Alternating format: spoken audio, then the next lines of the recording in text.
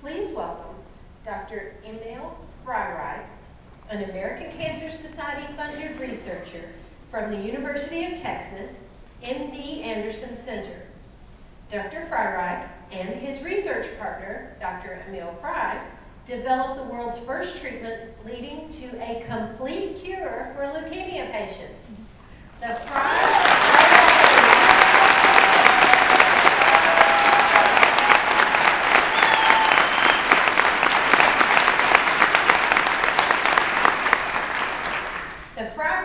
team was also the first to devise the revolutionary approach of combination chemotherapy. Dr. Freireich.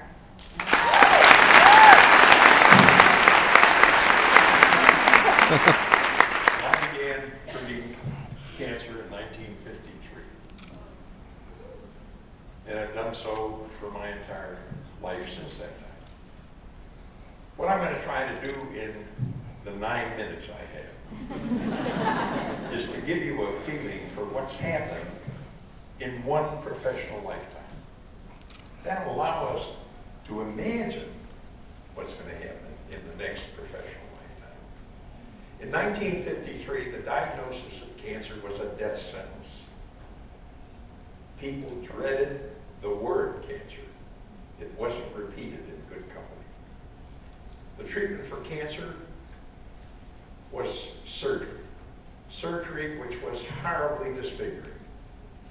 My wife, Haroldine, took care of some patients who had hemipelvectomies, an operation where you remove half of the body. 4-quarter amputations for breast cancer. These operations were efforts to contain local cancer. In the early 60s, radiation therapy became a possibility. The cobalt machines delivering high energy radiation came into practice, and now we were able to remove the disfiguring surgery and replace it with radiation. Moderately effective. Well, in 1953, we realized that no matter how much surgery and how much radiation you give, there are patients who have disease that is spread throughout the body. Metastatic cancer. The only control to that might be chemotherapy, chemicals. Could you give a chemical which would dissolve the left ear and leave the right ear intact? These cancer cells were your own cells. Could that ever be accomplished?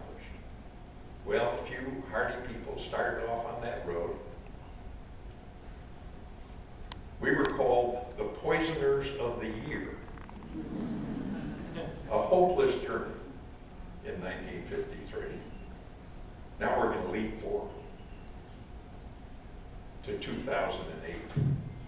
Surgery today is done with a laparoscope through an incision that's inches long. Our surgeons can remove entire organs through a tube. Radiation therapy has become so sophisticated, we now have protons and neutrons, which can be delivered with such high energy that there's no damage to surrounding tissue. In fact, there's a technique called radiosurgery. It is possible to deliver high energy radiation only to the tumor and destroy it. And chemotherapy, where does that go? We can cure 10% or more of patients who are hopeless, but that's only part of the story. In 1953, patients died of hemorrhage, infection, pain, weight loss, cachexia, we used to call it. Today, our supportive therapy is so good that even patients with advanced cancer can have adequate relief of pain and suffering. Every patient with cancer can benefit from cancer treatment today.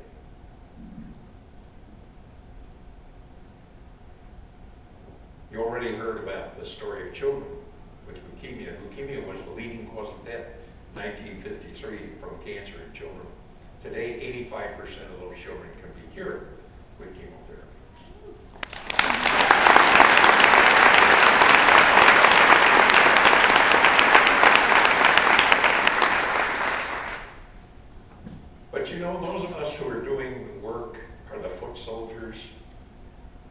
patients with cancer, but it can't be done without public support.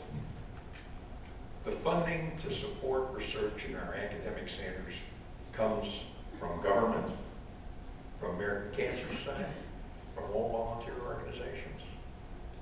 And they all depend on one thing, public support. It's what you do that convinces our legislators that we have to solve this problem. Today, I'm very involved in an effort to accelerate drug approval. Today, it takes 15 years to bring a drug from conception to the marketplace. You know how many people die of cancer in 15 years? 1 million. We want to accelerate the drug development process. One of the ways we think can do it is by improving access to investigational drugs for patients who are not candidates for clinical trials. That's how the AIDS people conquered AIDS. When the FDA said you have to be on a randomized trial getting a placebo, the AIDS activists marched on the streets and forced the FDA to relent so that they could be treated. And AIDS was not totally conquered, but enormous progress was made. And we have the same problem in cancer. Senator Brownback has introduced legislation into the Congress to allow patients who are hopeless access to investigational drugs for which they would not otherwise have access. And it's going to take public support to get it done. And so you are the important players in the fight against cancer. We're here to implement what you do. But I am confident as I look ahead to the next professional lifetime that even more dramatic changes in cancer therapy and cure will occur. Thank you.